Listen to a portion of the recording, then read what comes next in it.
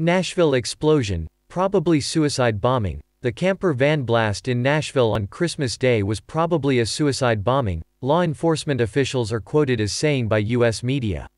Investigators are conducting DNA tests after human remains were found near the site of the powerful blast. The home of a possible person of interest was searched on Saturday in Nashville's suburb of Antioch. The blast injured 3 people and disrupted communications systems in Tennessee and 4 other states. No motive has yet been established for the explosion in the state of Tennessee, and no one has yet said they were behind it. Meanwhile, businesses and TV personalities have offered more than $300,000 £224,000 to catch those responsible. What are the latest developments? Investigators now believe that the blast was likely the result of a suicide bombing, according to 2 law enforcement sources cited by CNN. CNN is also quoting an FBI official as saying that agents are not looking for another suspect after the human remains were found. CBS News says the leading theory now is that the subject may have been killed in the blast. Newsweek reports that the investigators are trying to find the suspect's mother to conduct DNA tests. FBI Special Agent in Charge Douglas Korneski earlier said officials had received about 500 tips possibly relating to the explosion.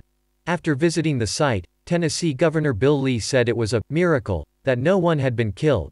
He said he had asked President Donald Trump for a federal emergency declaration for his state to aid relief efforts. What happened in Nashville?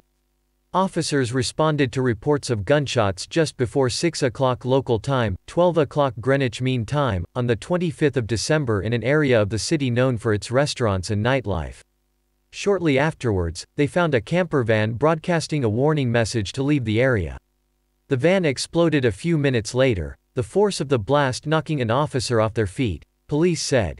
Police have released this image of the van, described by Nashville police as a recreational vehicle (RV), arriving at the scene early on Friday. The van blew up outside a building belonging to the telecom's giant AT&T, which also occupies an office tower nearby.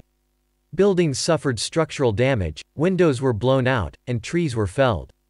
Videos posted on social media showed water from damaged pipes running down walls as alarms howled in the background. Police emergency systems were knocked out across Tennessee.